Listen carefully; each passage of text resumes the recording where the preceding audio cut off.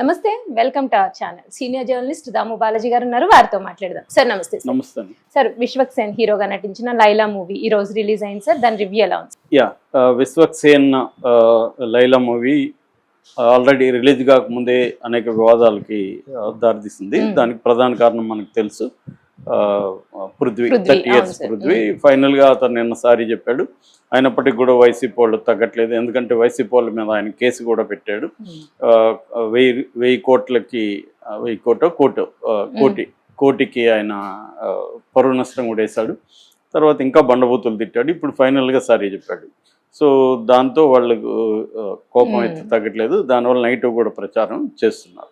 నేను ముందే చెప్పాను, అసలు ఇదంతా టీమే కలిసి చేసింది అనేది నాకు ఉన్న సమాచారం. ఎందుకంటే వాళ్ళకి ఆ సినిమా ఆల్రెడీ అర్థమైపోయింది, ఇది గొప్పగా లేదు, దీనికి ఏదో కాంట్రవర్సీ చేసైనా దీన్ని హిట్ చేయాలనేది వాళ్ళ ప్లానింగ్ మనకు అర్థమవుతుంది. సో ఈరోజు నేను సినిమా చూశాను. సినిమా చూసినాక కూడా నా అభిప్రాయం ఇంకా బలపడింది. ఎందుకంటే ఈ సినిమా ఎవరు చూసినా కూడా అర్థమైపోతుంది సినిమా పరిస్థితి ఏంటనేది. సో ఇప్పుడు ఆ సినిమా ఎలా ఉందో మనం డీటెయిల్గా రివ్యూ చెప్పుకుందాం. యాక్టర్స్ విషయానికి వస్తే విశ్వక్ సేను, తర్వాత ఆకాంక్ష శర్మ, తర్వాత పృథ్వీలు ఇద్దరు ఉన్నారు. బబ్లు పృథ్వీ అండ్ 30 years పృథ్వీ, వినీత్, వెన్నెల్ కిషోరు, అభిమన్యు సింగ్, ఇలా కాస్టింగ్ అయితే ఫుల్గానే ఉన్నారు.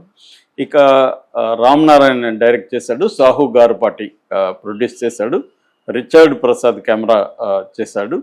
సో ఓవరాల్గా ఈ సినిమా కథ మనం చెప్పుకోవాలంటే, బేసిక్గా సోను మోడల్ అనే ఒక వ్యక్తి ఓల్డ్ సిటీలో ఒక బ్యూటీ పార్లర్ నడుపుతుంటాడు. ఆ బ్యూటీ పార్లర్ వెరీ పాపులర్ అయిపోతుంది. అది కొత్త స్టైల్లో ఉంటుంది. అతని మేకప్ స్టైల్ అంతా కూడా అక్కడున్న విమెన్కి బాగా నచ్చేస్తుంది. దాంతో వాళ్ళు విపరీతంగా దీన్ని ప్రచారం తీసుకెళ్తారు. ఆ క్రమంలో ఒక కస్టమర్కి హెల్ప్ చేయడం కోసం ఇతను కుకింగ్ ఆయిల్కి తన నేమ్ బ్రాండ్గా ఇద్దామని ట్రై చేస్తాడు. ఆ క్రమంలో ఒక పొరపాటు జరిగి ఆ ఎమ్మెల్యేకి డేంజర్ అయిపోతుంది. ఆ ఎమ్మెల్యే మనుషులు, గ్యాంగ్లు ఇతన్ని చంపడానికి ట్రై చేస్తారు, ఆ బ్యూటీ పార్లర్ని ధ్వంసం చేస్తారు. అక్కడి నుంచి ఇతను దాని నుంచి తప్పించుకోవడం కోసం లైలాగా మారిపోయి ఆడవేషం వేస్తాడు. దాంతో అభిమన్యు సింగ్ అనే గ్యాంగ్స్టర్, రుస్తుం గ్యాంగ్ అది, ఆ గ్యాంగు లీడరు అభిమన్యు సింగే తన ప్రేమలో పడతాడు. ఇతను చూసి ఇది బేసిక్గా ప్లాట్. ఫైనల్గా ఇతను ఆ ప్రమాదం నుంచి ఎలా బయటపడ్డాడు, అభిమన్యు సింగ్ పరిస్థితి ఏంటి, ఇది బేసిక్ ప్లాట్. మామూలుగా ప్లాట్గా తీసుకున్నప్పుడు ఇలాంటివి గతంలో కూడా చాలా వచ్చాయి. ముఖ్యంగా మనకి లేడీ గెటప్ అనగానే రాజేంద్ర ప్రసాద్ లేడీ కావచ్చు, తర్వాత పెద్ద నరేష్ గెటప్ కావచ్చు, అప్పట్లో పెద్ద హైట్లు వాళ్ళిద్దరు చాలా. ఇంత లేడీ గెటప్ అంటే బేసిక్గా కామెడీ రావాలి, రొమాన్స్ కాకుండా. ఇక్కడ ఏంటంటే తను రొమాన్స్ కూడా కామెడీగా ఉండాలి. ఇతను రొమాన్స్ని ఒక అడల్ట్ కామెడీ తీసుకెళ్ళాడు. అంటే cringe comedy, sex comedy, adult comedy అంటారు, ఆ కామెడీలోకి తీసుకెళ్ళాడు. అది మనకు తెలుసు ఆడియన్స్కి. అతను మేలు ఫిమేల్ క్యారెక్టర్ వేసినప్పుడు వాళ్ళని ఏమార్చే దాంట్లో ఫన్ రావాలి తప్ప, అదేదో ఇతను కూడా మనల్ని ఆడియన్స్ని కూడా ఒక అమ్మాయిలాగా ఎక్స్పోజ్ చేస్తాను అది ఇదంటే మనకి అంటే ఆడియన్స్కి కాలుతూ ఉంటుంది, కోపం వస్తూ ఉంటుంది. నువ్వు మమ్మల్ని ఏంద్రా చేసేది, అక్కడ చేసుకో, నువ్వు కామెడీ చేయి మమ్మల్ని అని. సో ఆ ప్రాబ్లం దీంట్లో బేసిక్గా ఉంది. రెండోది ఏంటంటే, ఇది బేసిక్గా రైటింగ్ వెరీ పూర్ రైటింగ్ అండి. ఓల్డ్ స్టోరీ, అంటే కొట్టి నలిగిపోయిన story. Writing very poor writing. దీనికి ఇద్దరు ఉన్నారు, రైటరు అండ్ డైరెక్టర్ కూడా రాశాడు. సో ఇద్దరు కలిసి దీన్ని పరమ నాసిరకమైన వంట వండారని చెప్పచ్చు. సో అందువల్ల ఏమైందంటే, ఫస్ట్ హాఫ్ అంత గొప్పగా లేదు, సెకండ్ హాఫ్ అంత గొప్పగా లేదు. ఓవరాల్గా సినిమా రైటింగ్లోనే ప్రాబ్లం ఉంది. అంటే కామెడీ వర్కౌట్ అవ్వలేదు, ఎమోషనల్ సీన్లు అవ్వలేదు. వీళ్ళు చెప్పిన ఆయన విశ్వక్ సేన్ చెప్పినట్టుగా ఇది బూత్ కాదు, యూత్ సినిమా అన్నాడు. అది కూడా ఏమి యూత్కి ఎక్కడ కనెక్ట్ అయ్యే పరిస్థితి లేదు. అందువల్ల ఇది సినిమా చాలా అంటే బలవంతంగా మనం రివ్యూ చెప్పాలి కాబట్టి కూర్చోవాల్సి వచ్చిందని మాత్రం చెప్పచ్చు. అదర్వైజ్ లేసి వచ్చేసే పరిస్థితి అయితే ఉంది. సో అది మేజర్ ప్రాబ్లం. ఇక దీంట్లో ప్లస్ పాయింట్లు చెప్పుకోవాలంటే విశ్వక్ సేన్ చాలా బాగా చేశాడు. లేడీ గెటప్ కూడా అతను చాలా శ్రమ కోర్చి ఆ మేకప్ కానీ అంత మెటికులస్గా చేసుకున్నాడు, చాలా బాగా చేశాడు. విశ్వక్ సేన్ లేకపోతే అసలు ఇంకా నీచంగా ఉండేది సినిమా. విశ్వక్సేన్ పాపం దీన్ని కాపాడడానికి చాలా ట్రై చేశాడు, కానీ పూర్ రైటింగ్ ఉంటే ఎంత గొప్ప ఆర్టిస్ట్ అయినా చేయలేరు. మనం పెద్ద పెద్ద ఆర్టిస్టులు కూడా పూర్ రైటింగ్, క్యారెక్టరైజేషన్ పూర్గా ఉన్నప్పుడు వాళ్ళు దాన్ని లేపలేరు. ఒక మాదిరిగా ఉంటే వాళ్ళు దాన్ని ఎలివేట్ చేస్తారు. అసలే లేకుండా వాళ్ళు ఏం చేయలేరు.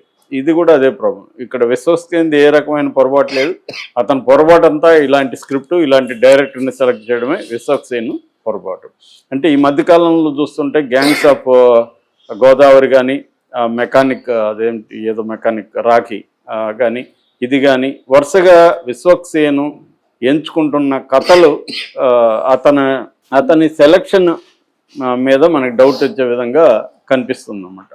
సో ఇది కూడా అది అతను కొంత కేర్ఫుల్గా ఎంచుకోకపోతే కెరీర్ ఇబ్బందులు పడే అవకాశం కనిపిస్తుంది.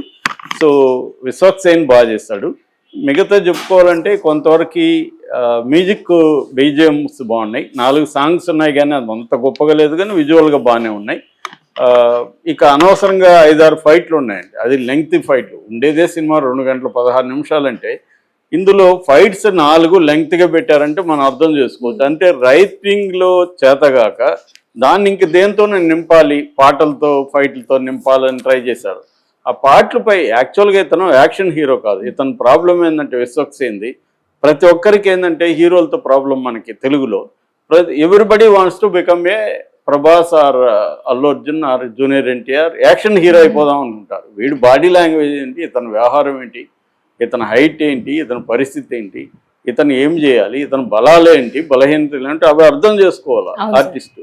అక్కడ అర్థం చేసుకోకుండా ఇప్పుడు మనకెందుకు ఒక కమల్ హాసన్ తెలుగులో ఎందుకు లేకపోయాడు అంటే మన వాళ్ళందరూ హీరోలు కావాలి. ఒక అమితాబ్ బచ్చన్ ఎందుకు తెలుగులో లేకపోయాడు?